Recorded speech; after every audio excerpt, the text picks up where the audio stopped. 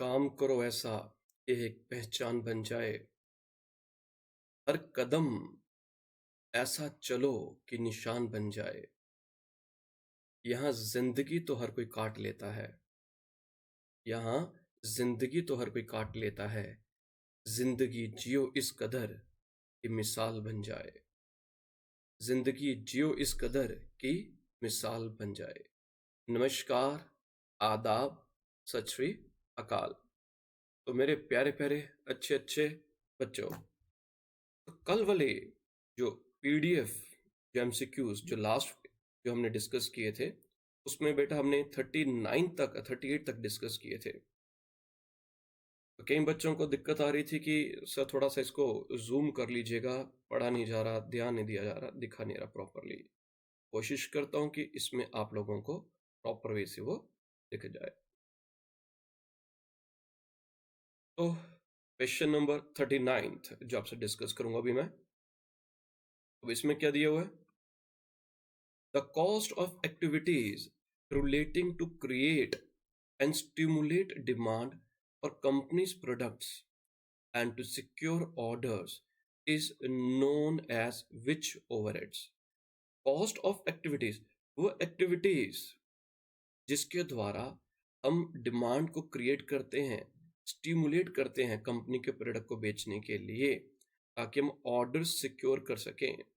Order secure करने का मतलब क्या आ गया कि हम उसको अपने सेल को प्रमोट करें। तो उससे रिलेटेड बेटा जो भी एक्टिविटीज होती हैं वो सेलिंग ओवरहेड्स के अंडर आती हैं।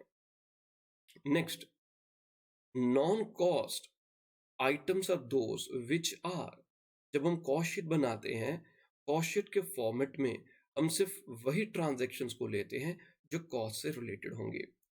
अगर कोई कॉस्ट रिलेटेड आइटम्स नहीं है, जो नॉन कॉस्ट आइटम्स है, जिनका कॉस्ट के साथ जैसे goodwill return of, dividend paid, ये किसी प्रोडक्ट की कॉस्ट में इनका कोई रोल नहीं है उसको असर्टन करने में, तो इनको हम कॉस्ट शीट में या किसी प्रोडक्ट की कॉस्ट कैलकुलेट करते हैं तो इसको हम इग्नोर कर देते हैं। सो दे आर एक्सक्लूडेड, उनको हम एक्सक्लूड करते हैं। नेक्स्ट वन 41 में क्या दिया बेटा?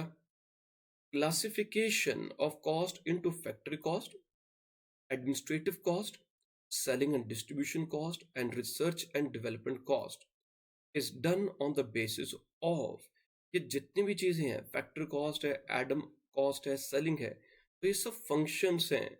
ये सब क्या है? फंक्शंस हैं। और अगर हम कॉस्ट को बाइफरकेट करते हैं, एलोकेट करते हैं, इस बेसिस पर क्लासिफाई करते हैं, तो it is on the basis of the functions. Next one 42, the cost that remains unchanged in spite of change in volume of production is known as। बेटा हमारे पास तीन प्रकार की कॉस्ट होती है। एक होती है फिक्स्ड कॉस्ट, ठीक है जी। फिक्स्ड कॉस्ट में क्या होगा? आप level of output, level of production कोई भी रखिए, चाहे आप 1000 यूनिट्स बनाइए, चाहे आप 5000 बनाइए, चाहे आप 10,000 यूनिट्स बनाइए, तो जो हमारी टोटल कॉस्ट जो होगी इट विल रिमेन सेम, वो सेम रहेगी। वेयर एज जो वेरिएबल कॉस्ट होती है हमारी, वेरिएबल कॉस्ट क्या होगी? विच चेंजेस, जो वेरी करेगी with the change in the output. जैसे जैसे हमारा आउटपुट बेटा चेंज होता जाएगा, हमारी वेरिएबल कॉस्ट भी चेंज होती जाएगी। तो वेरिएबल कॉस्ट पर यूनिट, जैसे एक शर्ट बनाने में मेरा 100 रुपीज लगता है, ठीक है, और अगर हम 10 शर्ट्स बनाएंगे तो कितना हमारी कॉस्ट आएगी? 100 इंटू 10 1000। तो टोटल कॉस्ट जो वेरिएबल केसेस में वो चेंज होती जाएगी, वो वेरिएबल होगी as per level of output. whereas fixed cost it will remain, total fixed cost it will remain same। तो वो कॉस्ट जो चेंज नहीं होती, which remain unchanged, which is unchanged in spite of change in the volume of production, तो बेटा उसको हम बोलते हैं fixed cost. Next one is 43rd, dash cost is partly variable and partly fixed. वो कौन सी कॉस्ट है जो हमारी कुछ हद तक वेरिएबल है और कुछ पार्ट तक वो फिक्स्ड है। अभी दो मैंने कॉस्ट आपसे डिस्कस की। इसके अलावा बेटा एक हमारे पास और होती है सेमी वेरिएबल कॉस्ट। जो सेमी वेरिएबल कॉस्ट होती है, ये to some extent it is fixed, to some extent it is variable. आप अपना जो इलेक्ट्रिसिटी बिल देख लीजिएगा।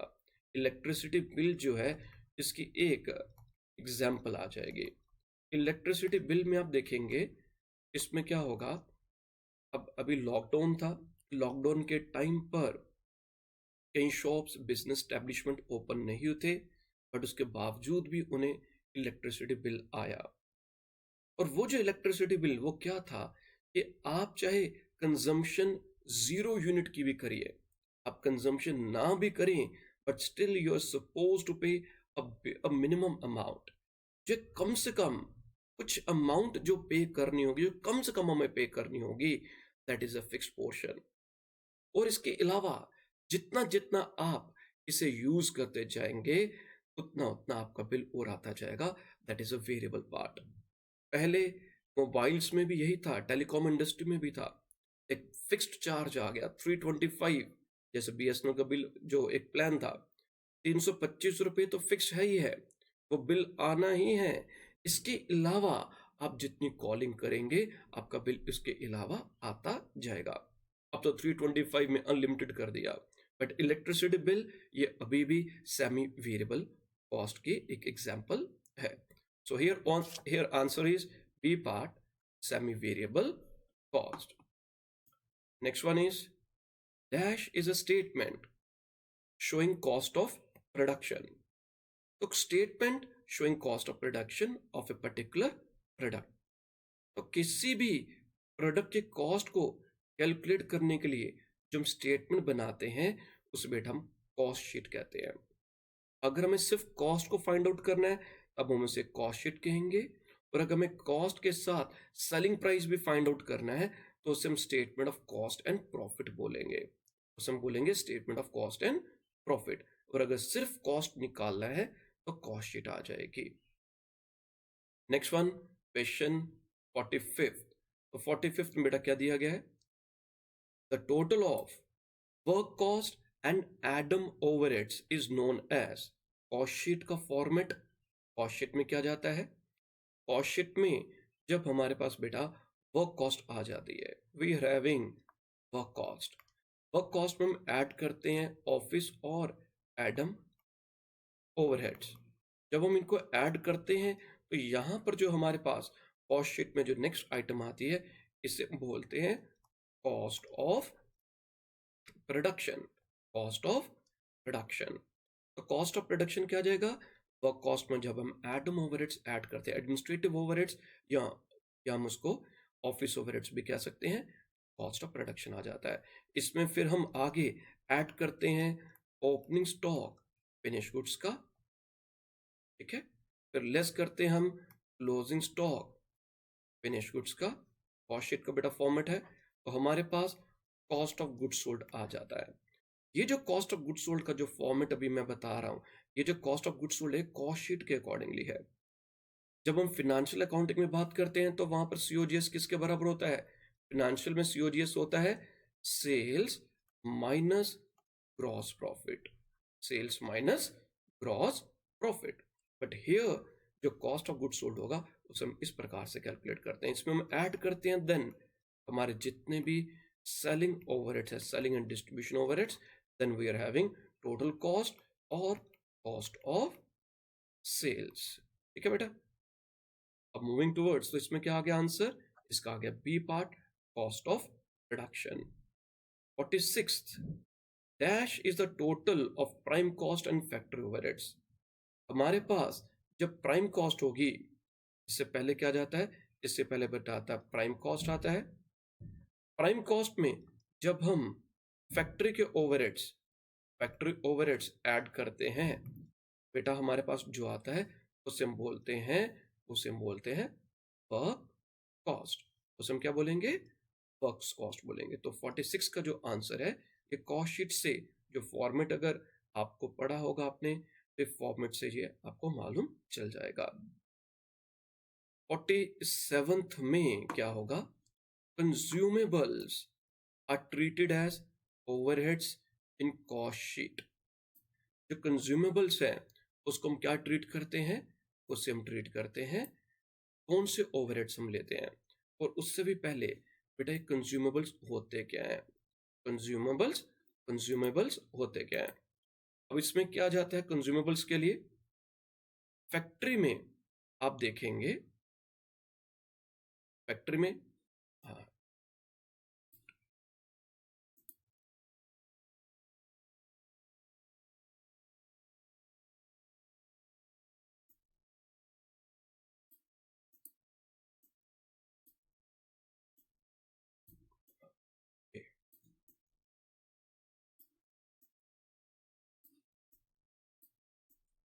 तो बेटा फैक्ट्री में क्या जाता है? फैक्ट्री में क्या होता है हमारे पास? Consumables are treated as dash overheads in cost sheet. Consumables होते क्या हैं? क्या चीज है कंज्यूमेबल्स? कंज्यूमेबल्स जो फैक्ट्री में हमारे पास जो ग्रीस यूज होगी, जो ग्रीस यूज होती है, ऑयल होता है, या फिर जो सॉफ्ट क्लॉथ होगा या सॉफ्ट सोप होगा, पेस्ट क्लॉथ होता है, ये जितनी भी चीजें जो फैक्ट्री में यूज होती हैं, ग्रीस किसके लिए यूज होती है? अब फैक्ट्री में बेटा मशीन्स यूज होंगी, मशीन्स में फ्रिक्शन हो गया। अब जैसे देखें घर में कपड़े सीने की मशीन होती है, आप सबके देखी होगी। अब कई बार वो मशीन आवाज काफी करने लग पड़ती है, काफी लाउड उसकी वॉइस आती है, नॉइज आती है। तो क्या करते हैं, हम एक जो ऑयल होगा स्विंग मशीन का, हम उसमें वो ऑयल देते हैं जिससे उसकी मशीन में जो फ्रिक्शन होती है वो कम हो जाती है और उसकी नॉइज कम हो जाती है। वैसे ही फैक्ट्री में कई छोटे छोटे चीजों की जरूरत पड़ती है, ग्रीस मशीन्स को चलाने के लिए, ऑयल, सॉफ्ट सोप, जो वेस्ट क्लॉथ होगा, इन सबको हम कलेक्टिवली कंज्यूमेबल स्टोर्स कहते हैं, कंज्यूमेबल स्टोर्स कहते हैं। और ये कहां पर यूज हो रहे हैं बेटा? ये हो रहे हैं फैक्ट्री में। किस में यूज हो रहे हैं? ये फैक्ट्री में यूज हो रहे हैं। Next one is, if the total cost of a product is 25,000 is the total cost, तो सेल प्राइस इज 47,000। तो 47,000 में हम किसी प्रोडक्ट को बेच रहे हैं, सेल प्राइस, और उसकी कॉस्ट है बेटा 25,000। तो product is in dash by rupees 22,000। तो जो 22,000 रुपीज की आ रहा है, this will be nothing else, ये तो सिंपल सा क्वेश्चन, ये हमारा प्रॉफिट होगा, ये हमारा प्रॉफिट होगा। In cost sheet, the expenses on discount allowed are considered under dash overheads। जो कॉस्ट शीट में डिस्काउंट अलाउ, डिस्काउंट कब अलाउ किया जाता है? जब हम अपनी सेल्स को बूस्ट अप करते हैं। तो सेल को बढ़ाने के लिए, बूस्ट अप करने के लिए हमारे पास कई ऑप्शंस होंगे, कई चीजें होंगी। उनमें से क्या जाता है, हम कई बार डिस्काउंट ऑफर करते हैं ताकि हमारी जो सेल है वो इंक्रीज हो, वो बूस्ट अप हो, हम और प्रॉफिट कमा सके, हम और सेल कर सकें। So it is part of the selling and distribution overheads। Next question number beta 50, dash cost is predetermined cost for each element of cost। तो जब भी हम कॉस्ट शीट करते हैं, कॉस्ट शीट बनाते हैं, तो बेटा कॉस्ट शीट में हमने क्या रखा होता है? हमें कॉस्ट कंट्रोल, मैंने ऑब्जेक्टिव्स में बताया था कि एक ऑब्जेक्टिव कॉस्ट का क्या हो जाता है? आ जाता है cost control and cost reduction, cost reduction. अब ये कॉस्ट कंट्रोल कैसे कर पाएंगे? मैं कैसे किसी चीज को कंट्रोल कर सकता हूं? अनलेस टिल मेरे पास कोई स्टैंडर्ड नहीं होगा, मैं किसी चीज को कैसे कंट्रोल कर सकता हूं? मेरे पास कोई यार्ड स्टिक नहीं होगा। मैं उस स्टैंडर्ड, उस यार्ड स्टिक से उसे कंपेयर करूंगा, और जब उसे मैं कंपेयर करूंगा तो वो जो प्रोसेस, किस कॉस्ट को कंपेयर करूंगा? मैं अपनी एक्चुअल कॉस्ट, किसी प्रोडक्ट को बनाने के लिए जो मेरी एक्चुअल कॉस्ट है, उसको जो ऑलरेडी एक स्टैंडर्ड सेट किया होगा उससे कंपेयर करूंगा।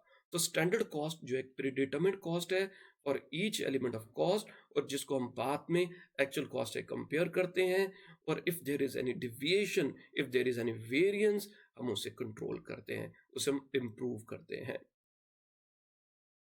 Basic next one, basic objective of cost accounting is, cost accounting का tax compliance, financial audit.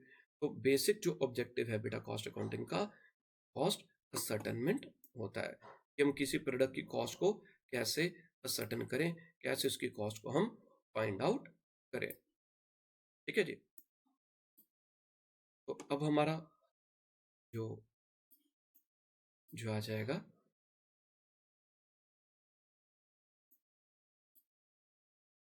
Next one is direct cost incurred can be identified with। जो डायरेक्ट कॉस्ट है उससे हम क्या कर सकते हैं, आइडेंटिफाई किसके साथ कर सकते हैं, डायरेक्ट कॉस्ट को ईच डिपार्टमेंट के साथ, ईच यूनिट ऑफ आउटपुट के साथ, ईच मंथ और ईच एग्जीक्यूटिव।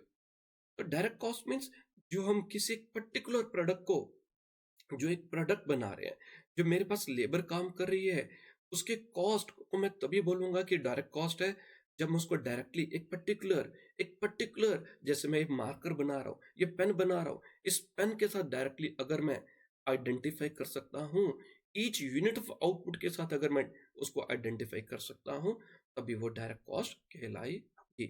अगर नहीं कर सकते then it is indirect cost. और जितने भी इनडायरेक्ट कॉस्ट होती है उनको हम कलेक्टिवली ओवरहेड्स कहते हैं, जितने भी इनडायरेक्ट जो एक्सपेंसेस होंगे। It can be material, it can be labour and it can be expenses.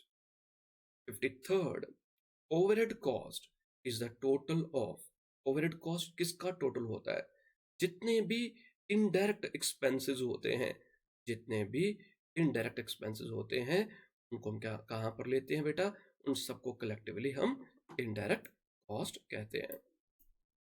Imputed cost बहुत इंपॉर्टेंट है, ये वाला कंसेप्ट इम्प्यूटेड कॉस्ट का।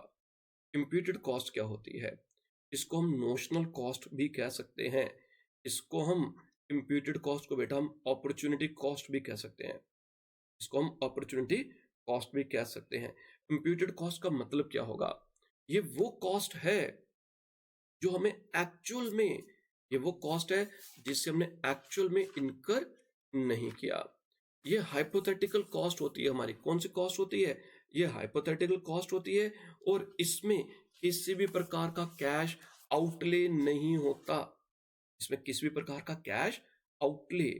ये क्या मैंने बताया, it is imputed means notional, it is hypothetical, no cash outlay, किसी भी प्रकार का कैश आउटले नहीं होता, इसको हम अपॉर्चुनिटी कॉस्ट भी कह सकते हैं।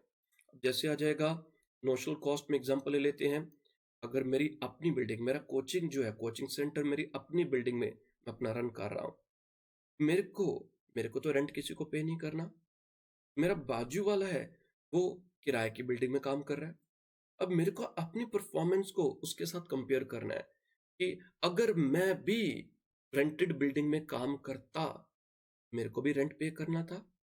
अभी for the timing I am not paying the rent, but assume करता हूं अगर मैं भी रेंट पे करता, तो that rent is my notional cost, that is my imputed cost, no cash outlay.